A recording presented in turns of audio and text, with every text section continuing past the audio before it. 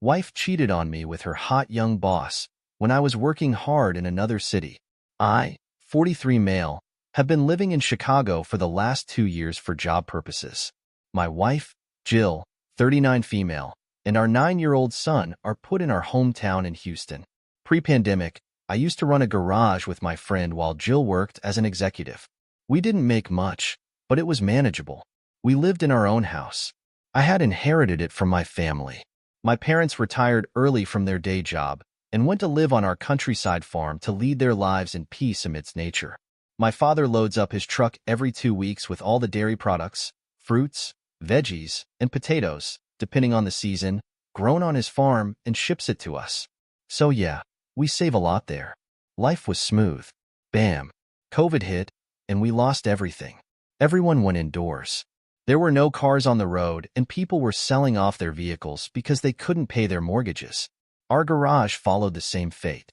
We had to shut it down and close the lease because we couldn't pay the rent. Jill's company also got shut, and she lost her job. Our only hope was the grains, vegetables, and milk we were getting from my parents' farm. We had savings, but that was wearing out sooner than we thought. The government and local community sponsored groceries and other essentials, and it saved people like us. When things started opening up, I thought to take up a job because setting up the garage all over again in that condition was not possible. But to my dismay, most of the garages were permanently shut down because the owners could not pay the mortgage. The ones that were running were not hiring new employees, and any employee for that matter. The business was low, and the owners themselves were running the show. Same was the case for Jill. She too didn't get back her job. After a lot of struggle and cold reach, finally one of my distant cousins told me that there was a vacancy at his workplace, but that was in Chicago. It was a job, but a car manufacturing unit. The pay was good, and besides, I had no other option than to take this job. We had almost no savings left, and there was no hope of finding a job in Houston. I left for the job, leaving my wife and son at home. The company gave me food and shelter, and I got 15 days leave every 6 months to visit my family. For the first year it was smooth. Despite the distance, Jill and I were still very close. She always motivated me to work harder so that I could move them to Chicago.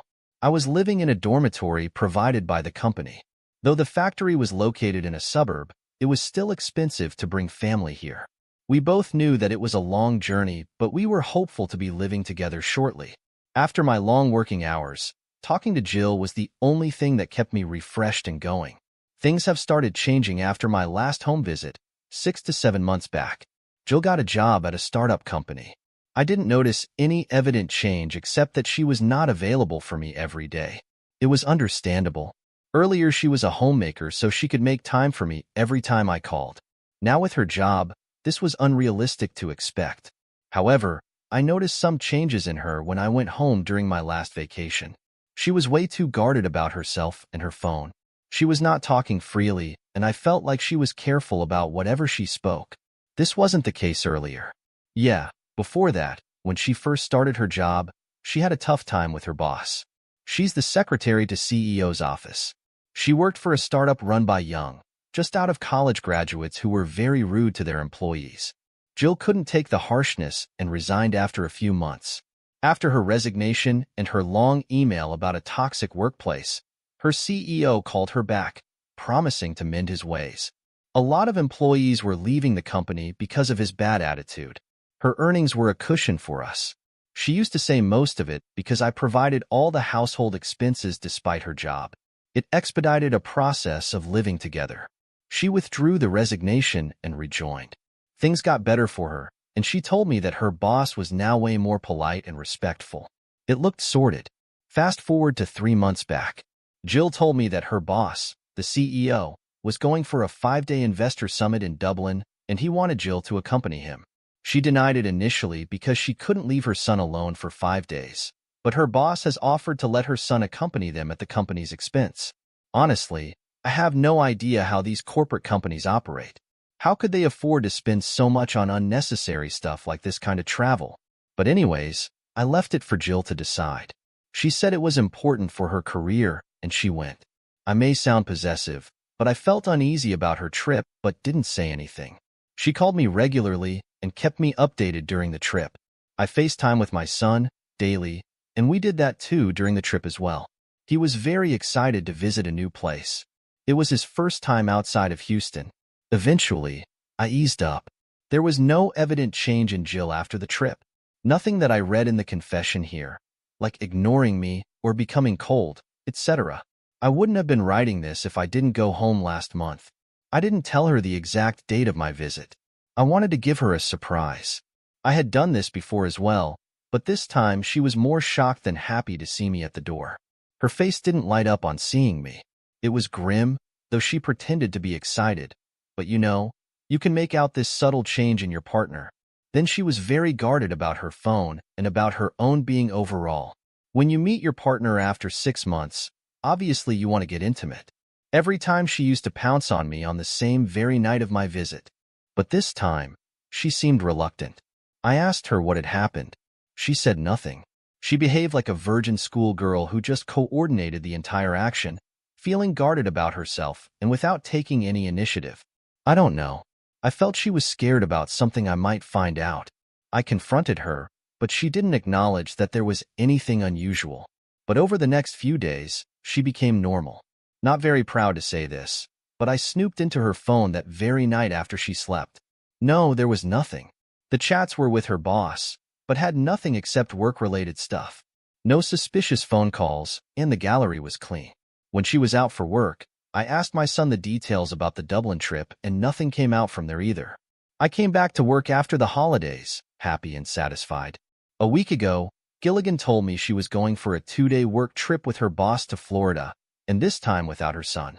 He has his exams which he can't miss, so he will be living with my in-laws for those 2 days. I don't know, guys, if I'm being a jerk here, but I really don't have a good feeling about this. I asked her who all were going.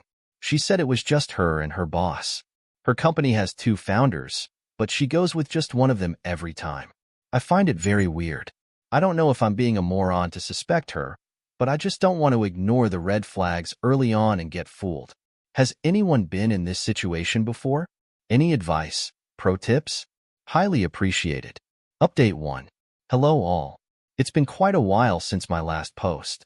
I connect with a lot of men who were deployed outside their hometown, and they face a similar situation. Seeing my circumstances, most of them suggested that I give Jill the benefit of the doubt because I couldn't find any substantial evidence suggesting her cheating. I did that. After her trip to Dublin and Florida, she went on many more work trips to cities like Amsterdam, Seattle, etc. Surprisingly, never in Chicago where I live. A month ago, I got my second promotion, a long-awaited one with a substantial hike. I was so delighted when it was announced. I immediately called up Jill and told her about this, but her reaction was far from being happy. And you know why? Because this meant that she and my son could move in with me. I asked her. She was not happy that I got my long-awaited promotion. I worked here for 4 years, double shifts on most of the days to earn my promotion, so that I could be with my family again. She said she was happy about the promotion, but was not sure about shifting to a new place. She said she had worked so hard to rebuild her career, and now she didn't want to waste it again. I suggested she could get a new job in Chicago, but she didn't like that idea. She said she was expecting a promotion and had worked her butt off to make a name for herself and the company, and now she couldn't leave without a promotion. It didn't go down well with me because she was pushing back a lot. I mean, if I had the chance, I would have definitely left my job to live with my family. Her salary was a quarter compared to mine, and she could have got a similar paying job easily here, yet she was not ready to leave her job. It led to several fights and arguments between us, but she shifted her reason towards our son that his school and curriculum would be disrupted. My son is a soccer enthusiast and has been getting trained at a community club. I assured her I would find him a good training club here, but she was reluctant, saying shifting here would mean a complete disruption in our son's life. Some of her reasons made sense, but I felt she never wanted to share a house with me. Finally, we came to a conclusion that we would wait for another year, save some more money, and then think about the decision. 2 to 3 months into this, and Jill tells me that she wants to move to Chicago with me. I asked her what happened all of a sudden. She said she had just changed her mind, and our son needed me. Few months back, when we were fighting over this, she reasoned out that we shouldn't disrupt our son's curriculum. At that time, our son's class academic year had just ended, and it would have been easier for us to get him admitted to a new school in Chicago. Now his new academic session had started, and it would be so difficult to get him admitted mid-year. I told her to wait for this year, and they could come next year, but she got adamant about living together. I asked her about her job, and she said she was ready to quit the job. Family is more important than anything else. I really don't know what is driving this change in her, but I definitely suspect something fishy. She has even got to a point where she's ready to delay our son's academic session by a year. I discussed this with some of my local colleagues here, and they assured me that they would help me in getting my son admitted mid-session. I'm planning everything else to bring him here with me: house setup, car, school, etc. Deep down, I feel she is not doing this for me. There's something else. I'll update the thread if I'm successful in getting through the truth. I'll also just say it might be my overthinking. Update 2. Hello, everyone. So it came out that my wife was indeed cheating on me, and I found out everything when she shifted with me in Chicago. As I mentioned in my last update, she suddenly told me she wanted to move in with me and that she was ready to quit her job. I was both happy and suspicious about the entire thing, but I made all the arrangements for them. My cousin, who referred me to this job, helped me in getting my son admitted to the same academic year. He also helped me procure an affordable rental apartment. So Jill and my son shifted with me, and I couldn't be happier. Whatever suspicions and doubts I had in my mind, it all vanished when we started living together. It was a happy time. However, as time passed, I realized that Jill was not the same woman I had married. Yes, time changes all of us, but it was not a good change. She became snappy and guarded. Whenever I confronted her, she said she was missing her hometown, friends, and family there. I too was living away from family for so long. I kind of empathized with her, but one night, I found her weeping over the phone. I eavesdropped on the conversation and realized that she was pleading with someone to take her back. So instead of hiding or investigating anything, I just confronted her after she was done with the call. Yes, I heard it all and it was quite clear. I'm glad that she didn't lie or manipulate the situation. She confessed everything. It just so happened that her young boss, quite literally, it started on their first Dublin trip. After a successful investment deal, they got so happy and drunk that they lost control and did that. After that, they did it every night after her son fell asleep. This disgusted me so much that I wanted to punch her effing face right there. They continued to screw even after the trip and every business trip they'd been together. It was more of a screwing trip. That was the reason she didn't want to leave her job. However, when she told her boss that I wanted her to be here with me, but she had refused because of him, he got scared and told her that he wasn't serious about those physical things. He asked her to prioritize her family over him. She flipped out. Though she knew it was just for fun, somewhere she felt hurt that he wasn't as involved as she was. He even showed her the woman he had been dating casually, so she was basically his sex toy. Isn't this evident? It goes without saying that he wasn't going to marry her or ever get serious about her. I don't know what she was thinking before, trading off her marriage for cheap sex. When the CEO didn't reciprocate Jill's feelings, she took it to her ego and quit the job. This time, he didn't even bother to ask her the reason and released her. Looked like he desperately wanted to get rid of her, and her resignation made things better for him. She thought he would beg and plead with her to stay. Why would he? He is the owner of the company. He can have many girls lined up for him. Why would he run after her? Jill was an easy source of entertainment for him, and he exploited it. She was a fool to take him seriously. Now she is calling and pleading with him to take her back, and he is asking her to move on. It amazed me to know that she was ready to be his mistress. She was telling this over the call. I asked her how she was able to pull this cheating for so long. She said their conversations were face-to-face, and they worked from the same cabin for 8 to 10 hours a day. Makes sense. That was the reason I couldn't find anything on her phone. Neither she texted or called him during my 15-day home visit. They were together for half the day. Why do they still need to talk over the phone? Her boss was anyways not emotionally involved in her, so talking wasn't needed. He wanted actions, and she refused to give him that in his cabin. Yes, she told me that. They had regular sex in his cabin, bolting the doors and switching off the cabin cameras. The revelation made my head so heavy. I asked her to leave me alone. It was already morning by the time our confrontation was over. I slept through the day. When I woke up in the evening, I saw that she hadn't made my favorite food. She acted so normal and said we could start over fresh. I said no way. I was here working my butt off day and night for a better life for my family, and she was there getting down for her CEO. She acted shocked when I uttered the word divorce. She was like, "How could you do that to me? I left everything for you.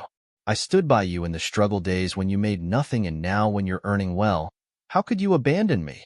She did support me in distress, but she also faltered and cheated on me. I too did my part of being a good husband. Long distance was difficult for me too. I too was craving for family and sex life, but I didn't choose infidelity. She did. She kept saying sorry, making all sorts of promises, but I didn't back off. I told her I'd be booking tickets for her return and would send the divorce papers soon. Thank God I had a prenup with her, which is going to save a lot for me. Details for next update. Currently, I'm not in a stable mind frame. I left the house and have been living in the company's dorm. We'll make the final update after sorting out this mess. Update 3. Hello, everyone. Thanks for all the support. People commented that I missed the red flag in the why of cheat and long-distance relationships. Not taking any offense, guys. I was alert from the start. Noticed the slightest change in her behavior and discussed that openly. I called her daily and had transparent conversations every now and then. I even checked her phone whenever I visited home. I don't know what else I should have done to avoid the cheating. So yeah, my divorce proceedings have started. I had booked their tickets to return back home. My son is too small to live alone without his mother, and with my working condition, it's not possible for me to take care of him. Besides, he was away from me for so many years, it's not the best thing to keep him with me.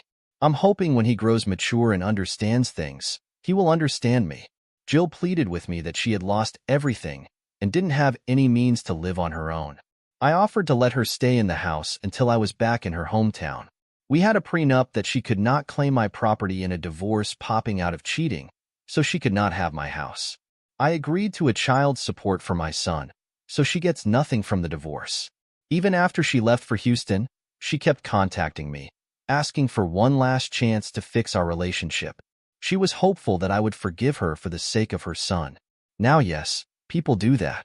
They forgive their cheating partner for the sake of their children. Call me egotistical or whatever. I wasn't ready to take her back, just to give my son a false illusion of a happy marriage. Finally, after a lot of tussle, the divorce was finalized. She got away with nothing. She lost her job. Her boss was not given good feedback in her relieving letter.